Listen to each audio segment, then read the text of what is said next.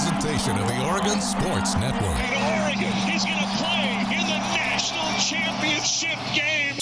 Big Ten champions. Big Ten champs. National champions, yes. Oklahoma City bound the Oregon Ducks. Awesome day to be a Duck, man. Boom inside. Touchdown Oregon. He gets loose.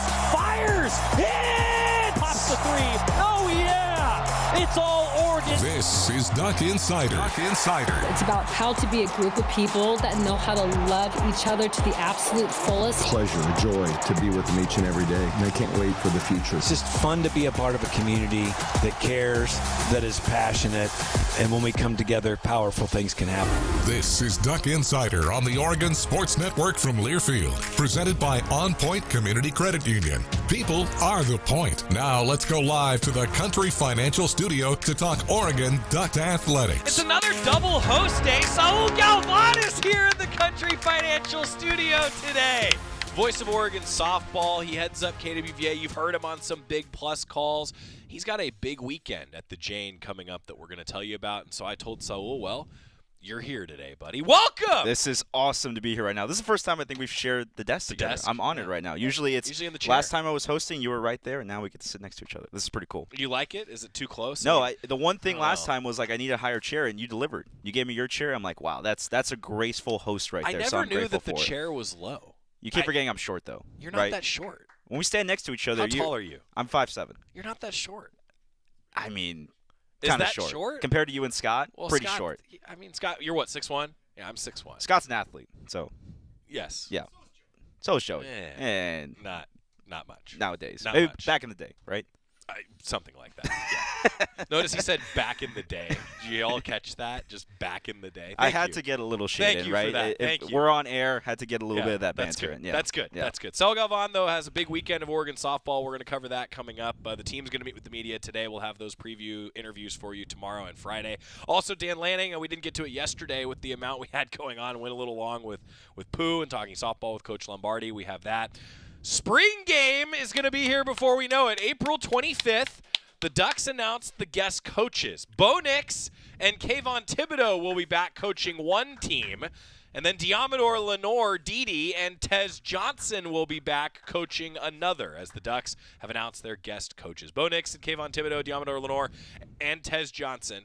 Saul did mention before we got on the air, like, well, are you going to see, like, Bo throw to Tez? That could be your halftime entertainment, I suppose. For the old days, right? You reminisce a little bit as Duck fans. You get Bo to line up. Maybe get the 5-second count from Kayvon before he goes after him. See if Bo can run out of the pocket, throw the Tez downfield. I think fans would find that entertaining. Some pro Ducks coming back. Pretty cool. And they will probably, I assume, going to make some play calls, and we'll hear from them later on throughout the spring game. Going to be fun. April 25th. All the details are on GoDucks.com. 10 a.m. is when things really get going around Autzen Stadium. Reminder, the only shuttle that will be in action for that day is from Valley River Center. So the park and ride will go beginning at 10 a.m. from VRC. Those of you who are sticking around for Oregon baseball, though, that shuttle will depart from Autzen Stadium, the last one at 4 o'clock. Baseball throws the first pitch at 4 o'clock. So you don't want to get stuck without your car if you do the park and ride. Park at Autzen. Parking passes are still available via GoDucks.com. Encourage you to check your account, be able to get your parking passes here coming up. Elsewhere on today's show, Jerry Schumacher, Oregon Team Invitational coming up. Also, Jess Drummond, Oregon Lacrosse head coach, will join us. Men's golf an update as their regular season finale is ongoing today. Golf Channel will have some live coverage from Pasatiempo Golf Course coming up at 4 o'clock today, if you're live with us in the 1 o'clock hour, and some Oregon football interviews as well. You want to hear from Dan Lanning? I want to hear from him. Let's see what Dan's going to say. A week from the spring game. That's going to be pretty exciting. A week. About a week. That's true. William Valley Cancer Institute always bringing you our chats with Coach Lanning. Better cancer care close to home. Here's Dan Lanning at the podium. Some good competitive drills today. Really attacking some of the things that we wanted to improve on from the scrimmage. Had some good tempo periods, some game on the line periods. Incorporated a long drive period where our guys have to stay out on the field for a long time and execute. So all those things showed up. Certainly some growth. We saw over the weekend a video of Dayton and Dylan connecting for a touchdown. Just curious what it's been like to watch those two kind of bond together as teammates now. I know Dylan got here a little bit earlier than Dayton, but how he's helped him along, even though they both got here this offseason. Yeah, still early, but that's just a great example of family on our team. You know, whether it's Coach Tuioti coaching his son Tatum, right? Whether it's those guys getting to be out here together. You know, Brock, his brother Brody are both here on the team as well. So I think that's been fun for us to be able to see family incorporated into it. Saturday, you're talking about showing some of the young guys like Nas Wyatt highlights from last spring in the first scrimmage. I'm curious, what were you seeing at that point that kind of gave you the green light that he could be somebody? Well, he's always had, dynamic pass rush ability. He's really hard to block. His speed and athleticism are unique, so those are things that certainly showed up. But the effort that he plays with, those things, that's a separator. You guys were looking in the portal to fill out the quarterback position, looking at a guy like Dylan.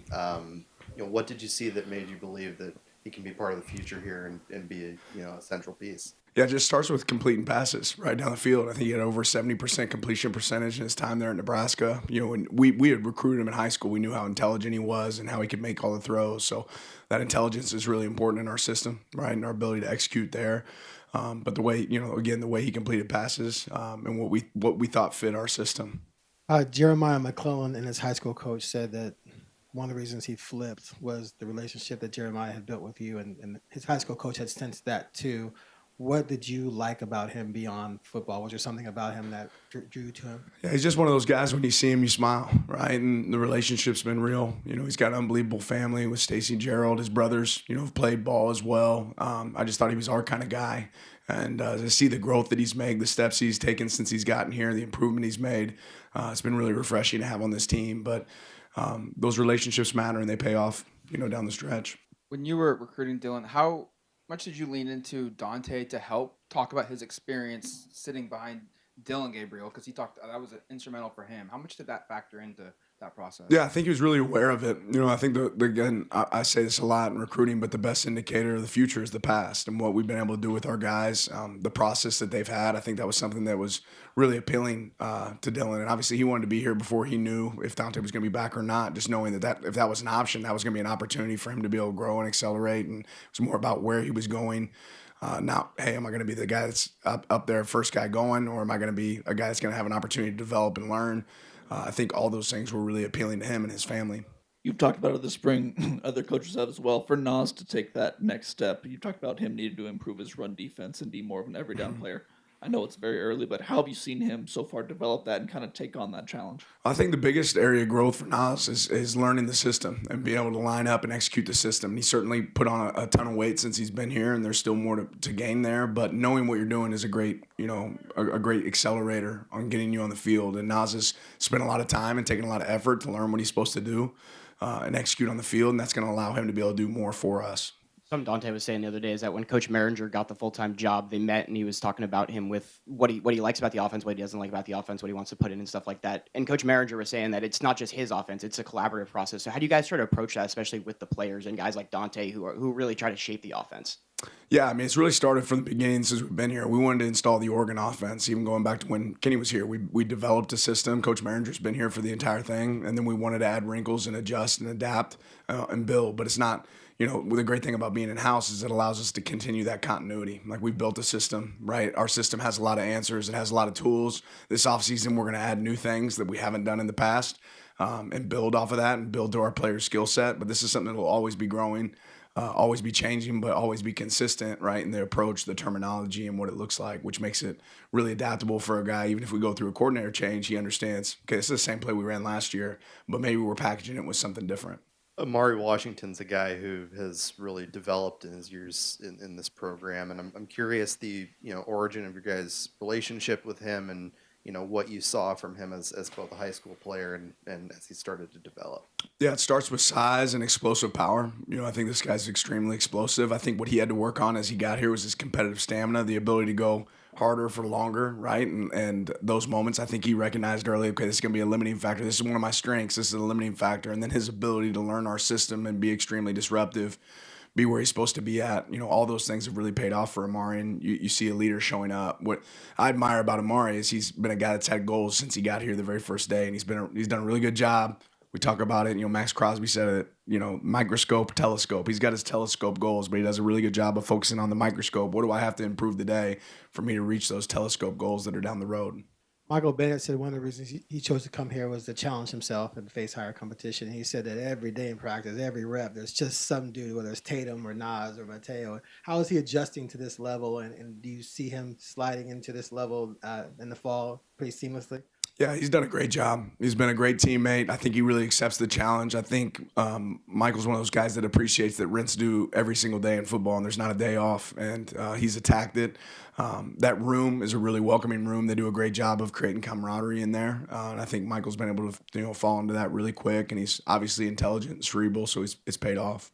I want to get some thoughts on Jamari Johnson and kind of the growth you've seen stepping into tight end one, how that's maybe different or not different from him. I'll tell you the biggest thing that I've seen with Jamari, and I've caught it all the way back into winter workouts, the way this guy is coaching as a player, right? The way he's influencing and leading others, right? If he sees a route ran the wrong way, he has no problem challenging somebody's accountability and saying, hey, man, you're not doing that the way it needs to be done. But he has relationships, which it allows you to be a leader, what allows you to go coach. But he's obviously a dynamic playmaker for us. He's a really complete player from a standpoint of he's a matchup issue if he's split out. If he's matched up on a linebacker, that's something he can take advantage of, and he can block in the C area. All those things are things we're looking at, and the intelligence factor. So really proud of his growth, but definitely proud of his growth as a leader. How do you approach Saturday scrimmage? What do you want to see that maybe carry over from last weekend and preparing for next weekend's spring game? You know, every one of our players got the one thing that they have to improve on. So what I'm hoping to see is when we pull up that tape post-Saturday is, okay, did we see that one thing improve, right? If I can put my focus on this one thing, what am I attacking? Where am I improving?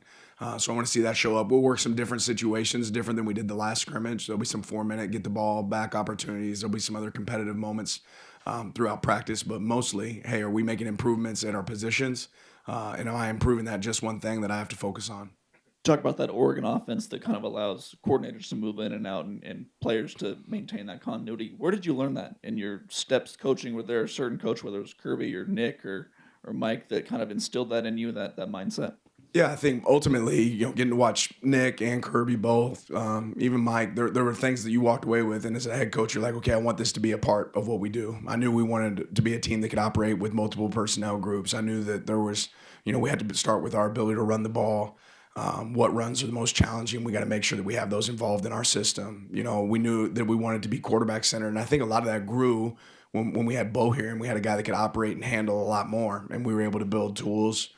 Make sure that we were teaching it the right way. So again, it's evolved over time. It started with all of us on offense and Kenny bringing some pieces that we wanted to have, but there were some non-negotiables that we knew we wanted in there. And then always in my mind, when you sit here and have success like we've had, you've had 3 guys that become head coaches in 4 years. You want to have a plan for what's it look like, when that continues to change and creating continuity. Because if we continue to win games, guess what? We'll have more guys that become head coaches on our staff, and that's a win for us, right? But ultimately, we want to be able to keep and maintain the Oregon offense, the Oregon defense. What's that look like as we develop it and adjust it? You turned 40 last week. Did that? Thanks for the reminder. Yeah, no problem. Did that feel like a big one to you, and how did you celebrate? Yeah, we were working. We had a coach's clinic. We had some recruits. It didn't feel like a big one until I got home, and it was a little later at night. My wife and the kids had a cake, and they put 40 candles on it, and it took about 3 or 4 puffs to get it all out. So I mean, that's when it felt big. But other than that, it really just felt like another day. The other day, Coach Douglas said that East is playing with desperation this spring, and East that said that's kind of a do-or-die situation for him, as he's kind of realized that it's his last opportunity to really make an impact in college, especially as you guys chase a national championship and stuff. Just what have you seen from him and the way he's attacked this process this spring? Yeah, I think you said it. I mean, every guy realizes that they get closer to the end, how fragile that time is, and how special it is. And you wish you could explain that to a guy as they come in as a freshman. But Evan's playing like a guy that knows, hey, this is my last hurrah. This is my chance to go take advantage of it. And again, some of the leadership skills, some of the plays he's making on the field right now this spring have been really impressive. Catches he's making, and he's growing, right? Growing as a player. But you can tell when he steps out on the field, he recognizes, okay, I don't get a lot more opportunities at this. Let me take advantage of this opportunity. Dan Lanning, Oregon football head coach. Spring game's going to be here soon. Are you calling it? Who's calling it? I'm not calling it this year. No, got softball later on. I would love to call it, but got to make sure I'm at the Jane by 4 o'clock. So talking about the Jane, we got some updates for a big alumni weekend against Washington. Keep it here at Stuck Insider on the Oregon Sports Network from Learfield. As a local community credit union founded by teachers, OnPoint is committed to supporting the students and faculty at the University of Oregon. And on game day, we're right there with you, on the field, in the bleachers, and in the classrooms. Drop by one of your local branches today and discover the many ways OnPoint can help support your financial well-being. OnPoint Community Credit Union. People are the point. Federally insured by NCUA. Equal housing opportunity.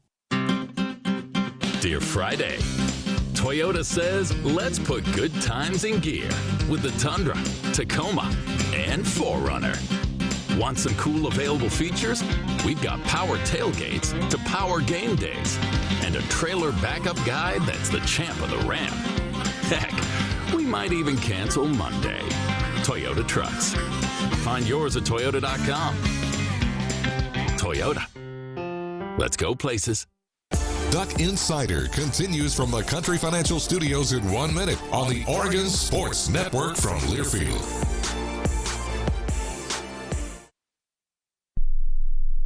There's danger out there. It lurks on highways and quiet neighborhood streets. It's more likely to kill you than a shark and more terrifying than the biggest snake. Distracted driving claims lives every day. Every notification, swipe, social post, video, or selfie while driving risks your life. So while you might think public speaking or the zombie apocalypse is scary, what's really terrifying and even deadly is distracted driving.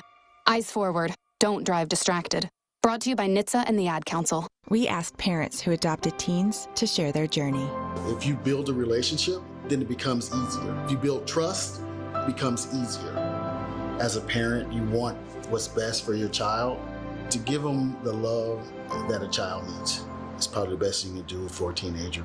Learn about adopting a teen from foster care. Visit adoptuskids.org to learn more. A message brought to you by Adopt US Kids, the U.S. Department of Health and Human Services, and the Ad Council. You know you make me wanna kick my heels up and throw my hands up and throw my head back and come on now, so good to see you real. It's Duck Insider, presented by OnPoint Community Credit Union. Joey Mackey now with Saul Galvan today in the Country Financial Studio. Tell us about the weekend for Oregon softball coming up. It's going to be an exciting weekend right now. Friday at 4:30, we're going to have a KWVA pregame show, extended pregame show, I should say. We're going to have alumni on from multiple different years, so that's going to be pretty exciting as well. And then, of course, 6 o'clock first pitch on Friday, where they're going to celebrate 10 years at the Jane. And then Saturday, it's going to be 60 years of an Oregon softball program. Over 50 alumni are going to be there. Really Can cool. you believe that right now? 50 Really cool. alumni, all from different generations. We've gotten a list together. We won't reveal who we're going to have on the show yet. Got some surprises in the works, but it's going to definitely be a fun weekend to celebrate Oregon softball. KWVAradio.org, kwva.uoregon.edu. Any way you want to find it. 88.1 around the Eugene area. You'll listen to this guy and his crew on the call for Oregon softball all weekend long. Has been all season long. Hoping for a longer season. Absolutely. And I think this team is in a good spot right now. Last weekend against Maryland, right, you get the sweep, you go on the road. That's not an easy thing to do, to go on the road and get a sweep like that over a top team in the conference, and to be able to do that, to have all three cylinders firing, as Coach Lombardi always says, that's a big step right there. And these last couple of weekends are going to be big for the team. They are in the RPI right now. They're top 15. If they can stay maybe in the top 16, could be talking about a host for the regional. And as we saw last year, right, some things move around. The super regionals, you could be hosting a super as well, and that puts the path to the World Series at home. So a lot of things can change between now and then, but it's kind of up to Oregon to control their own destiny from this point. It's also outdoor track and field season this weekend. The Oregon Team Invitational begins on Friday, also continuing to Saturday. All the details are on GoDucks.com. Get your tickets to Hayward Field. And yesterday afternoon, Jerry Schumacher, Oregon track and field head coach, gave us a preview of the Oregon Team Invite this weekend.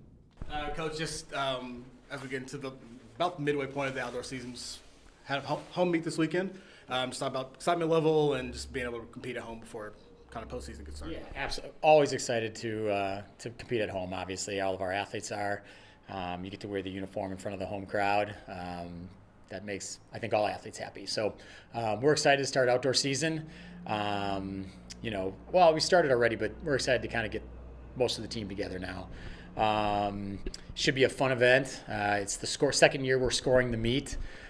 Made some changes from last year, just trying to tweak things and trying to make a favorable competition for all of the athletes that are coming.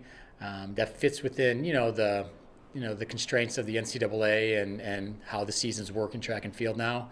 But we're excited to have everyone competing. And like I said, it's a 2-day meet this year. We don't have the open. We have just a 2-day competition. There are some open events, but the scored competition is every event in track and field outside of the 10,000 and the multis, and we'll score all of them for all the teams that are coming. What's exciting about having a scoring competition during the middle of the season? I think it helps prepare us for the types of championship meets that we're up against, which is really about competing head to head and not worrying about times and not worrying about, it's really just comes down to the raw, can I beat the other person that's on the line against me? And that's really how all of our championship meets are. Now, the way the system is designed in track is we have to run qualifying times and qualifying jumps and qualifying throws and performances in order to get to the regional meet if we want to go to the national meet. So we're always fighting an uphill battle that we can't just compete in head-to-head competitions. We have to have time or performance be part of the variables that we're, aiming for if we want to continue beyond the conference level of the season. So I think, for us, I like kind of blending the two, and that's what we're going to do a little bit more this year. We're going to make sure some of the races are quick enough to make sure that we're accomplishing some of those goals, but at the same time, it is head-to-head competition, and we're scoring just 2 people per event from every school and just kind of get a running score, and that should make it fun. We know that it's not, the most important thing this time of year, so to speak, but, it is something that I think is good to help our athletes prepare for the future. Any events so far, any events or single event that just kind of standing out so far for this week? I think a lot of the athletes, when I think of the events that our athletes are in, I think the men's and women's 1500s will be very good. I think the 800s are pretty solid. I don't want to take anything away from any of the events because, the shot put's going to be good and the disc is good, the javelin's good. I feel like a lot of the events will be good. Our sprint events are going to be pretty solid. Our jumpers opened up really well 2 weeks ago, and I think they're going to try to build off of those performances, so those should be pretty good. I feel like, most of our team and the athletes that are coming, that from the entries that I've seen, they all look like they're going to be pretty good events. I know you mentioned, wanting to beat the person to your left or to your right and also getting that qualifying time, but is there anything specific that you're looking for out of your athletes this weekend? Again, just building.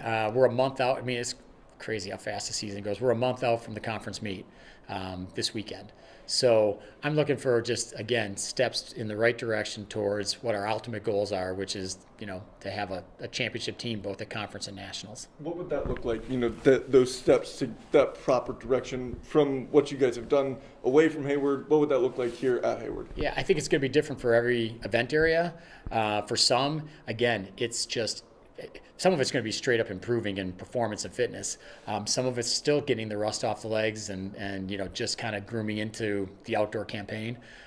But I don't think there's an exact way to define, but you'll see it out there. We'll see it out there as coaches, just because, again, every time we get to another meet, you always see a little bit better and a little bit better. And that's what I've really loved about how our teams have prepared for championship season. It can be when we start the season, I'm looking and I'm like, wow, we have a long way to go. But then every meet I see us just kind of getting a little bit closer. And then by the time the championship season comes, we're usually right where we need to be. And that's a great testament to our coaching staff and all the work that they do with our student athletes. Other athletes going to be elsewhere this weekend? I know there's some other pretty big meets happening. Yeah.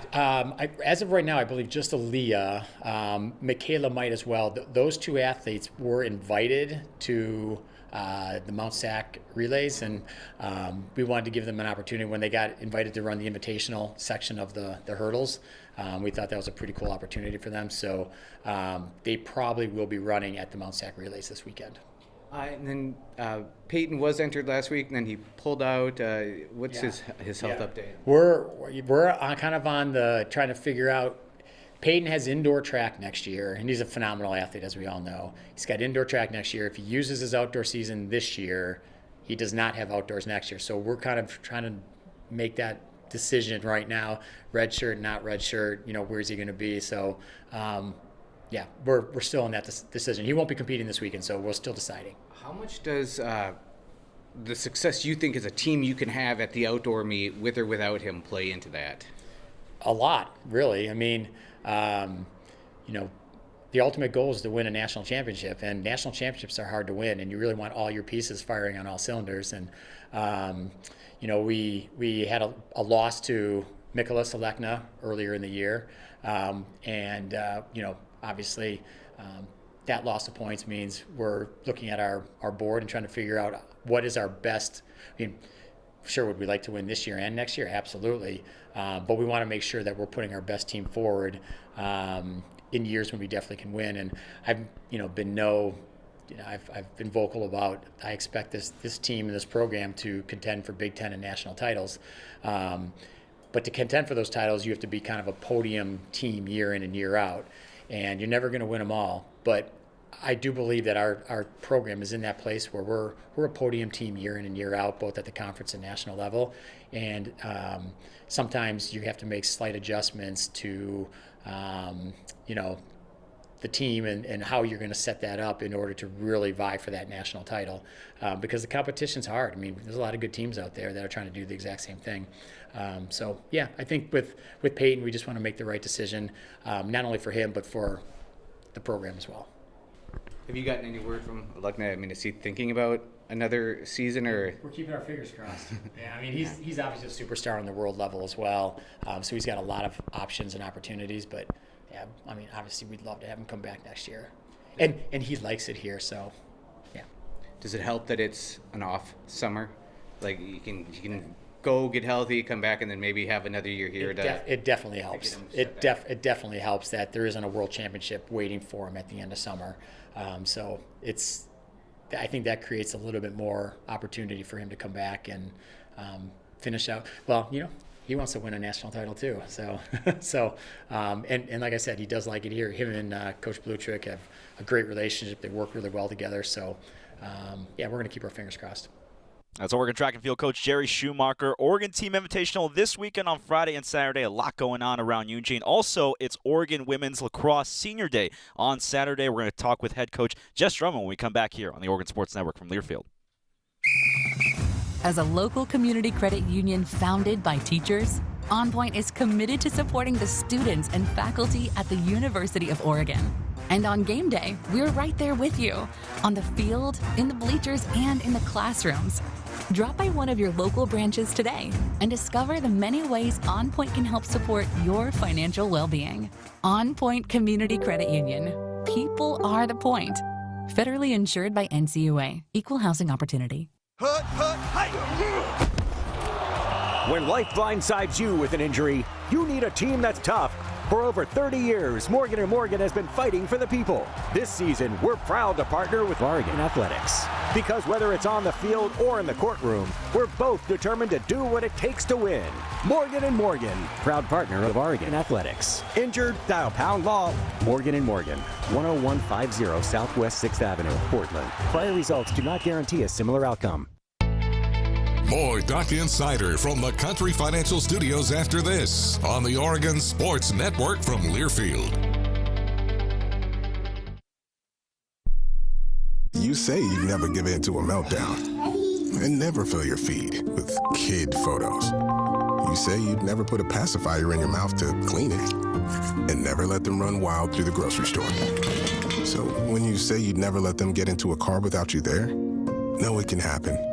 1 in 4 hot car deaths happen when a kid gets into an unlocked car and can't get out. Never happens. Before you leave the car, always stop, look, lock. Brought to you by NHTSA and the Ad Council. Let's take a moment to breathe. Deep inhale. Extend your spine. Remain focused on what you're doing. If safe to do so, exhale slowly, leaning to one side. Inhale back to center. If safe to do so, exhale slowly to the opposite side. Find mental health resources at loveyourmindtoday.org. This message is brought to you by the Huntsman Mental Health Institute and the Ad Council.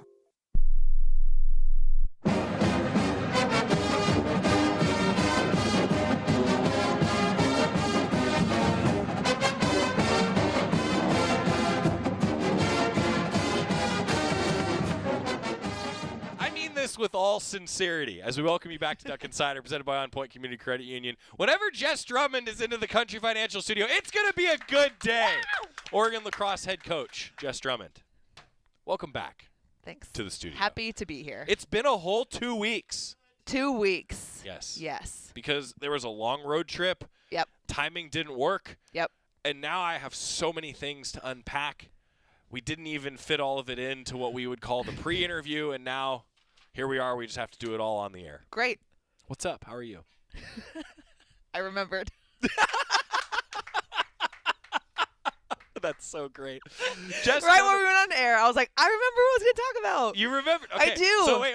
We have to unpack this. Jess was like, there was something, and she's been racking her brain. She's like, I can't remember what this is. You remember? Do you want to start there? Yeah, I do. All right, yes. let's go. What's Okay, up? it's a huge win. Yesterday, I found my O-ring, and this has been lost for 5 weeks. Yes, and I thought I lost it on the field. This is my 2012 MPSF championship ring. Oh, let's go. Yes, and it's engraved and it has a little O right on it, and it has been MIA. And Scott, bless him, like searched the field, used a magnetic field to try to find it. Never And it was found on the field? Oh, it wasn't on the field. It was in a pocket of one of my coats that I thought it was in a different coat. Checked all my vests. Yes. So this is a huge win for everyone. Back up. We need to workshop this story. We do. Okay. This has never been brought up on air or You talked lost about. it in a coat? Well, okay, I was warming up the goalie, so I put it in a pocket because I take my rings off to play makes lax, you know. sense. And Could hurt the fingers. And I had forgotten about it for a day or two, and I was like, oh, I just put it in my puffy coat, and I looked in my puffy coat that's in the office, and it wasn't there, and I was like, oh, shoot, it probably fell out of my pocket onto the field. And so then everyone did this great search, try to find it. We talking like And the then- whole team was on hands and knees here? No, we're talking like 5 to 10, and everyone was like looking around for it. Pretty good turnout. Yeah, and I Way to was go, like, team. and I just kept thinking, it'll come up. It's got to come up. And You're then an like optimistic person. I am pretty optimistic, and I was like, I could go try to get a new one, but I'm going to wait this out because I feel super confident it's going to pop up. It's not the same. It wouldn't be It's the same. not the same. It's not the ring. And so yesterday, I put my coat on, I put my scrunchie in my pocket, and I felt it, and I was like, oh. It was the scrunchie. It was a scrunchie guidance. Yeah. So that was. When in doubt, This follow was the big scrunchie. story. Okay. I was like, I can't wait So to talk to you Jess about walked it. into the studio and I was like, I had something. I can't remember. I tried to like walk through different subjects. We finally got there. How did we get there? We just remembered. As soon as you said we're here with Jess Drummond in the studio, I'm like, I remember. Wow.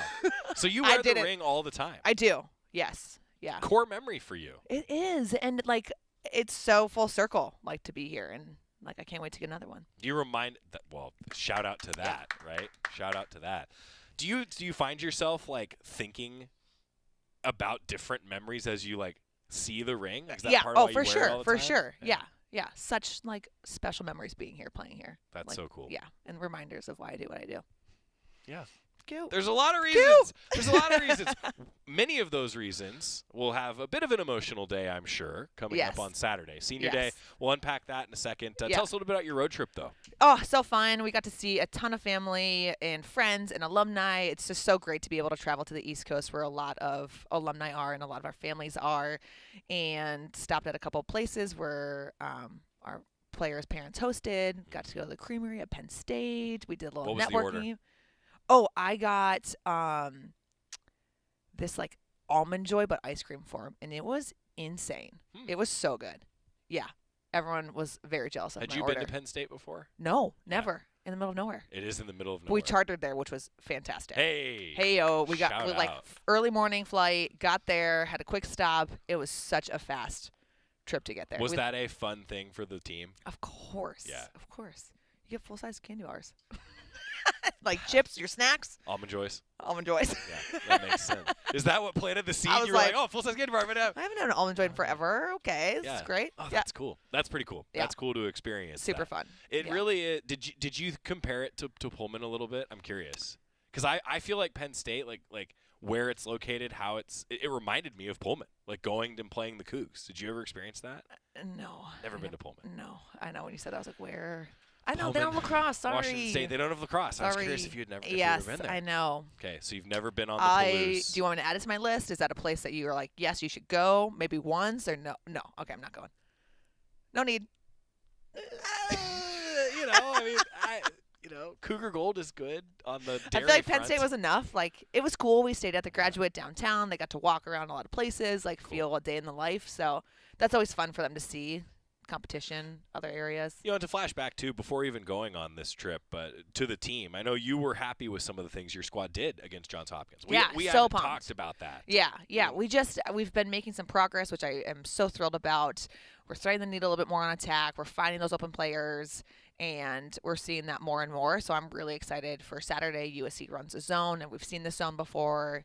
This isn't a new competitor, so it's not something that is going to be brand new in our face. So we're excited. And I feel like, Scout yesterday went really well, being able to teach them these things, like show them what they can find on game day and just execute. Well, I imagine for coaches, I mean, we've talked about moving to the new conference, right? There's different competition level, but different teams, as you alluded to. Totally. For the team itself and for the student athletes, how much of an advantage is that, like in terms of building up a scout and knowledge base? Totally. They have this, like, they know what USC is about. We've played them before. It's not a brand new competition.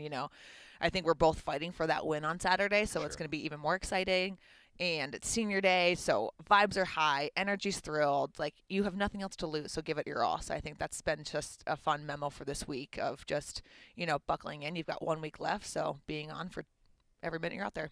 Senior weekend, it's always kind of bittersweet. And I want to unpack some of that. I mean, that is bittersweet. It's so sad. Right? I know. I'm like, I talked to a player yesterday. I'm like, we can't talk about this right now. Like, yes, we have a week left. I'm like, keep your vibes high. You're playing with such joy. Like, that's all I can ask for you out of your last week of playing here. What's the week look like for the student athletes, though? I know you have some. Oh yeah, we have.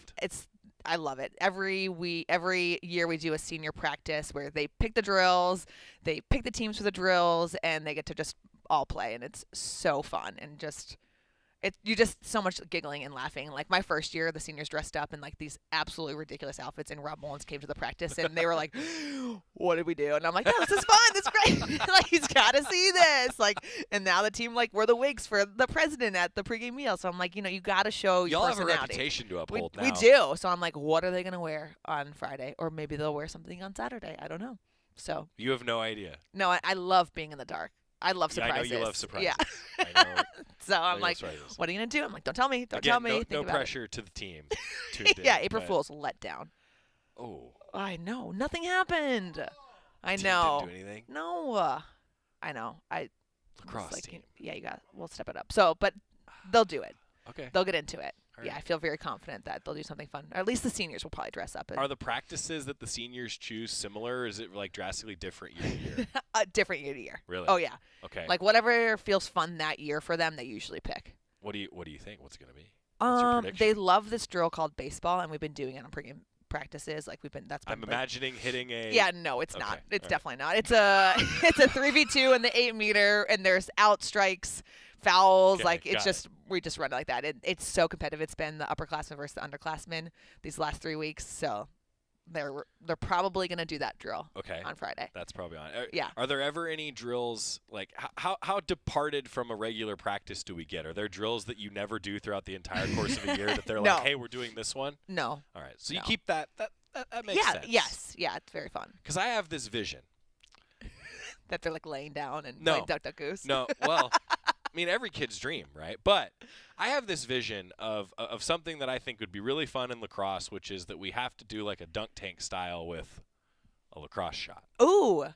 Oh, that's kind of fun. You know, like what if the Yeah. seniors rotate and they have to? It doesn't have to be like a dunk tank, but you get my point. Yeah, right? totally. Like something, a little Yeah, target aim, practice. target aim. practice. Yeah, that's great. Because that's a good drill, right? Yeah, that's awesome. So that's I'm so just, fun. I'm just You're so suggesting. creative. Yep. I don't know. What was your senior practice like? Oh, I have no idea. You don't remember? No. Were they doing this tradition then, though? Like, Yes. And you don't remember what your class chose? We gotta go back to the No, we archives. probably fought for something. We probably did some sort of 3v2. If baseball was there, we probably would have picked baseball. Yeah. I love we definitely did a drill called shoot to score. Everybody gets to play attack, and you're just shooting and scoring as many points as possible. That's fun. So fun.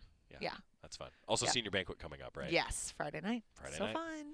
Then senior day against USC. What do you want to Yeah. see from your team? Some keys to success. Just like this is our last week. Leave it all out there. I think I'd love to see them smiling, celebrating, cheering, having joy with each other on that field. And I think that's when we play our best lacrosse. So if we can just do that and be carefree but connected, then I think we'll come up with a dub. It's on at Pape Field on Big Plus and KWVA. Yep. Noon Saturday, Oregon, USC senior day on the lacrosse field. Woo! And my ring will be there. Your ring will be there. I'm so glad you remembered. This was truly like minutes had gone by. Yeah. To try to. But it's a good look. It's a great sign. It's a great I feel really, really fired up that this dub can happen because this ring is here. We're gonna still workshop the story though. Yeah. It can't be, oh, I just found No, it. I know. And I was like, I got to tell Scott. He's going to be like, really, Jess? And I'm like, yeah. Ooh, oops. It was in my pocket, but a different pocket. The ring is accounted for. The ring is accounted for. Jess Drummond and the Oregon Lacrosse team in action on Saturday, Senior Day against USC at noon. We'll see you at Pepe Field. Whoop. Great to see you. You too. See you next week. Yes. We won't have to go 2 weeks this time. Yes. We'll have Jess Drummond with us next week. Meanwhile, Saul Galvan has you the rest of the way on Duck Insider today. A little bit of an update on men's golf, some Oregon football interviews. Keep it here on the Oregon Sports Network from Learfield. At Shadow Hills Country Club, we're more than just an award-winning golf course and practice facility. Our events team offers all-inclusive event pricing that allows us to take care of all the details while you enjoy your event. Our indoor and outdoor venues offer you a wide variety of fully staffed options that put the focus on you. From weddings to business and social events, at Shadow Hills Country Club Events Center, you get the benefits of a resort atmosphere and amenities in a peaceful country setting, just minutes from downtown Eugene. Call for a tour today or visit shadowhillsevents.com. Hey Duck fans, at Country Financial, they make insurance easy. Whether you're shopping for home, auto, or more, their representatives will take the time to understand your specific needs and explain what options work best for you. Worry less and feel more confident knowing you're covered. Visit countryfinancial.com to get started today. Experience more with Country Financial. Auto and home insurance policies issued by Country Mutual Insurance Company, Country Preferred Insurance Company, and Country Casualty Insurance Company, Bloomington, Illinois. This is Duck Insider. Duck Insider on the Oregon Sports Network from Learfield. Put your phone on D&D. That means that do not disturb when you're driving. And when you're going from point A to B, I need you to stay safe, please, so always sing with me. So put your phone on D&D. That means that do not disturb when you're driving. And when you're going from point A to B, I need you to stay safe, please, so always remember this beat. Don't drive distracted. A message brought to you by the National Highway Traffic Safety Administration, Project Yellow Light, and the Ad Council. We asked parents who adopted teens to share their journey. When I met both of them, it was like my missing pieces were found. Like it was just like an instant, these are my kids. If you're considering adopting a teen, just do it. Kids need families. I don't care the age, everybody deserves a family. Learn about adopting a teen from foster care. Visit adoptuskids.org to learn more. A message brought to you by Adopt US Kids, the U.S. Department of Health and Human Services, and the Ad Council. I want you to know. I said I want you to know right now. You've been good to me. Back on Duck Insider. It's Duck Insider presented by OnPoint Community Credit Union. Inside the Country Financial Studio, Saul Galvan here with you. And now we're talking with Ross Douglas, the Oregon wide receivers coach. Caught up with the media earlier this week after the Ducks' first scrimmage of the season, and now a chance to find out more about the wide receiver room coming up this year. Ducks getting ready for that spring game coming up on April 25th at 1 o'clock. Here is wide receivers coach Ross Douglas off the practice field. Talk about Jeremiah McClellan and just his progress from last year to this year, and how has he improved, and what is the next step for him? I think his progress has been great. Even just I came in last spring and we went through spring ball and I challenged him to do a couple things. I challenged him to be more violent as a football player. I challenged him to be more dependable in critical situations. And I think you saw that all year. I mean, just all the big plays he made for us on 3rd and 4th down, 2-minute drives, contested catches. So now we just got to take it to a next level. Now it's just the competitive stamina, like doing it all the time, regardless of circumstances, situation. So just really improving on that. Curious what you'd make of just the volume of pass-catching weapons that this team has. Maybe not compared to past teams, but certainly just on its own, looking at it. No, it's a blessing. One, our quarterback is one of the best in the United States of America. I think NFL or college, I think he's one of the best quarterbacks. We have really good tight ends. We have good backs. We got good wideouts. And the thing about them, they're all selfless. Like, there's only one football to go around, but everyone wants to see each other win. So I think that's what's more unique more than the skill set itself, just the personalities that you have and the different skill sets. So collectively, that makes a very dangerous group. Stu, I'm curious how you've seen him just kind of progress and everything this spring now that he's back and getting healthy. Great question. I think Stu's operating with a sense of desperation because he realized he has 1 year left for eligibility, and this is kind of all he has. So he's been practicing at a little bit different clip. I'm challenging him just to have that mindset, especially like run after the catch, like catching the ball and going to score, like practicing making somebody miss. Alignment versatility, being able to know every single spot in our playbook so we can line them up and put them in different situations to so the NFL could evaluate his skill set and so he could put certain things on tape. But I think he's a tactic great. He's been great in winter conditioning. He's been great at practice. He's been a good veteran leader to the room. So, no, I'm excited about his progress, but still a long way to go.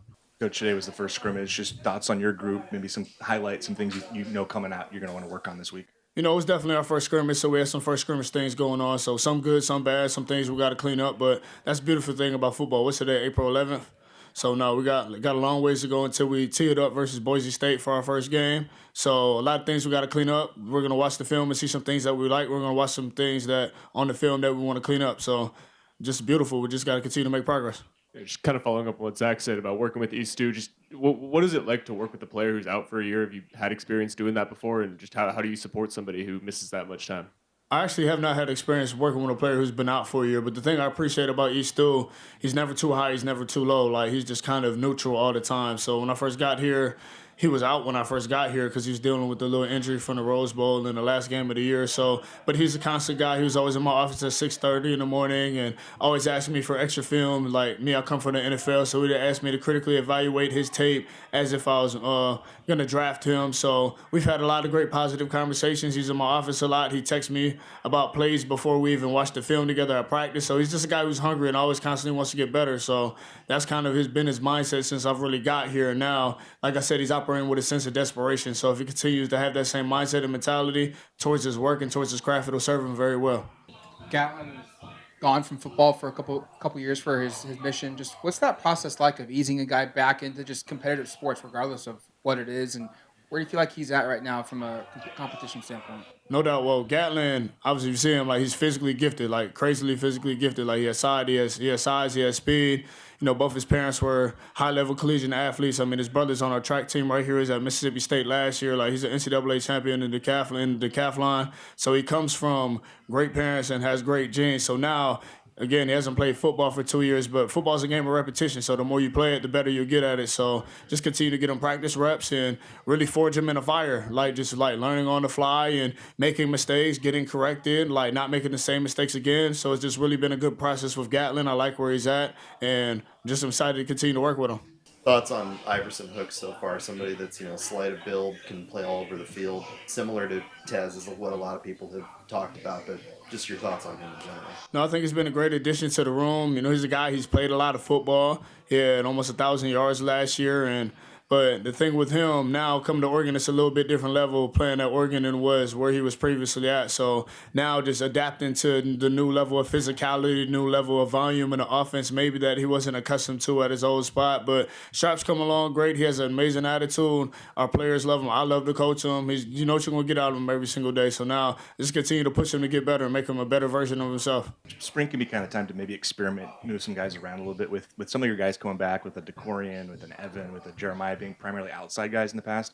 What's the process of getting in the slot so maybe you can work all three of those guys together? Yeah, when I evaluate receivers, I evaluate skill sets, because if you're a good football player, you should be able to play anything. So it's really positionless football here in my room. So whether you're outside, whether you're inside, you should be able to plug and play anywhere. All those guys have unique skill sets, whether it's speed, contested catchability, twitch, ball skills, whatever it might be, run after the catchability. So you evaluate the skill set, and then now you package them and put them in good positions so we could be advantageous towards the defense. So really just focusing on that, make sure that we understand concepts. So regardless of who lines up where, we all know what we're doing, and then we know how to do it. Dan said earlier this spring that you were one of the guys that kind of aided in the addition of Ryan Switzer to the staff. I'm curious what your relationship was like with him, and what's it been like working with him on the staff? No doubt. Me and Switzy, we go back to 2011. We were actually committed to Penn State together. So Bill O'Brien was the head coach. We were actually committed to Penn State. We've known each other since we were about 16 years old, and he's a guy we followed each other all the way throughout. We were at the opening when they brought back the opening now, but back in 2012, we were at the opening together, and then we were at the Semper Fidelis game in 2013. It's funny, like I was scrolling through my phone one day. We actually found a picture of me and him in high school. We took a picture together, and I put it in our receiver group chat. So no, we go way back, and he was a heck of a player at North Carolina. Drafted to the Steelers and played for a long time in the NFL, and he was at Tulsa last year, and some certain things happened. He ended up getting let go, and he reached out to me, and I'm thankful that I'm in a position now where I can help a good friend, and it's just a blessing to have him on our staff. He's a valuable addition to the room, to me, to our players. So now he'll do big things here. I'm happy he's with us. What do you expect to see from Decorian this offseason, and what have you seen from him so far as making a leap and kind of adding stuff to his game? You said Decorian, yeah. No, he's a guy, again, he's attacking the offseason. I think last year, he had the injury, but he was doing some good things for us. And then, critically watched all his tape last year. Like, there's some things that you like to see on film, and there's some plays that we wish we had back. So now it's just minimizing those plays that we wish we had back. I feel like he's had a great attitude. He's been practicing with great effort. And he's getting better every single day. Even as talented as he is, he's getting better every single day. He's coachable. And his attitude's a little different this year. Asking a lot of questions in the meeting room, making sure that he's good on the concepts, regardless of where he lines up. So love where he's at right now. Just got to keep getting better. That's Ross Douglas, Oregon football wide receiver coach. Preparation for the spring game continues this week on April 25th. One of those pieces that Coach Douglas talked about, Jeremiah McClellan. We're talking with him next after this. Keep it here on the Oregon Sports Network from Learfield. As a local community credit union founded by teachers, OnPoint is committed to supporting the students and faculty at the University of Oregon. And on game day, we're right there with you, on the field, in the bleachers, and in the classrooms. Drop by one of your local branches today and discover the many ways OnPoint can help support your financial well-being. OnPoint Community Credit Union. People are the point. Federally insured by NCUA. Equal housing opportunity. We know you turn to the Duck Store for all your game day needs. And for students at the University of Oregon, it's even more. Class supplies, jobs, a seat on our board, a place to take a quick coffee break. Because we're your student-first, non-profit college store, every purchase you make directly supports the very community we serve. From working in our counters to studying in the classroom, from directing our stores to cheering in the stands, the people we serve, the students, are the very people who are the Duck Store. Your daily dose of Oregon athletics. This is Duck Insider from Learfield. My name is Teresa Barber. I was in the United States Navy, and I served overseas in the Middle East and Africa. Early on in my career, I had a commander that taught our suicide prevention training, and the very next day, he took his own life. 90% of suicide attempts involving a gun are fatal. My way of continuing my service is to help protect my community by being a responsible gun owner and by storing firearms safely. Store all your guns securely. Help stop suicide. Brought to you by End Family Fire and the Ad Council. This message is for Shauna, my mom, who just finished her high school diploma. I wanted to say I'm so proud of you for finishing school. You told me it's never too late to achieve your dreams. I hope to make you as proud as you have made me. When you graduate, they graduate. Finish your high school diploma for you and for them. Visit finishyourdiploma.org to find free and supportive adult education centers near you. Brought to you by the Dollar General Literacy Foundation and the Ad Council.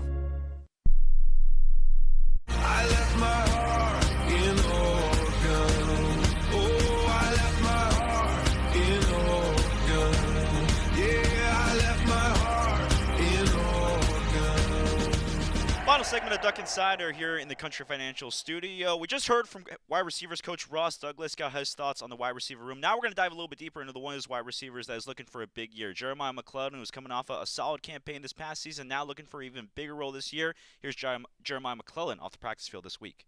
Earlier this spring, Dan talked about year 2 leaps for some of the young guys like Decorian and all the freshmen from last year. Where do you think it was for you last year that you made the biggest leap that helped you in your game, and where do you expect to make that jump this year?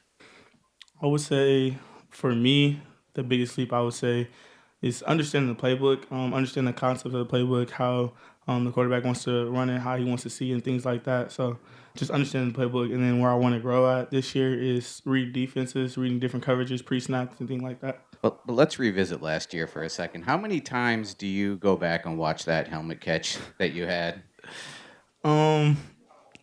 A lot still. By it still? Yes, sir. I do.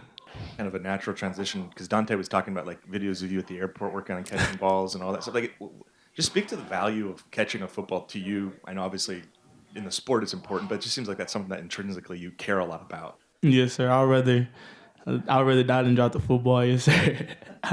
You guys have so much depth in the receiver room right now. It's kind of opposite of where you were at the end of last season. But how much are you guys like you, Evan, Decorian, who played on the outside, moving around to different spots, getting a little slot reps and stuff like that? I would say a lot. And it it helps us out a lot just because we all can play multiple positions, and it's hard to go all three of us at the same time. So, yes, sir, it helps us out a lot. What's the next step that this offense takes with year 2 with Dante Moore? You're in the offense for a second year. There's a lot of talent here with this group. What's the next step the group collectively needs to take with so much talent here? I would say the next step is that explosiveness that you're willing to see, and I would say it starts with Dante and starts with Coach Lanning. That explosiveness right there that you can see from us. What can you tell me about Iverson? Obviously, fans were excited when he came in because they draw the comparisons to Tez easily. But what has he shown so far in his, this offseason and now in a couple weeks of spring ball? Fast, quick, twitchy, amazing person, amazing personality. Comes in every day ready to work. Great hands, great player overall. There is so much depth at your position group right now. What is it like coming into spring or just practicing every day and trying to rise to the top from a group that's super talented? Amazing. You got to come and bring your A game every single day. So it just makes you want to come in and work and compete every single day because you got other dogs in the room that are coming to compete too. So. You could tell on film last year that you were used specifically as a blocker within the offense, being a guy who was put in motion as a SIF blocker on split zone and stuff like that. How much do you think that factored into you getting on the field and being a real contributor last season? I would say just playing my role and helping the team out in as many ways as possible. Just helped us win.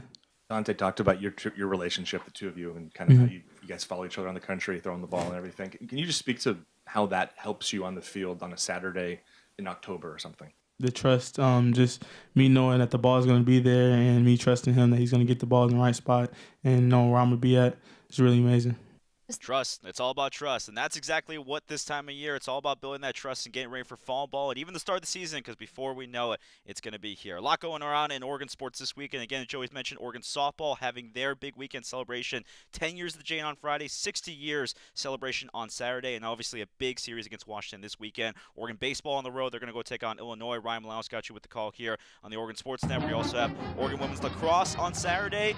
It's senior day, big day as well. You can hit everything.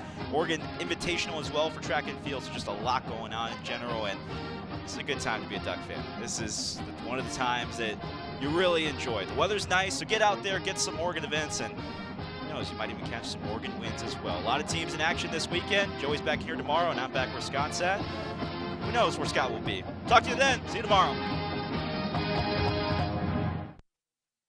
Don't act like that. Don't wear that. Don't think that. I've heard everything you tell yourself every time you felt different. And I want you to know that you can be vulnerable and powerful.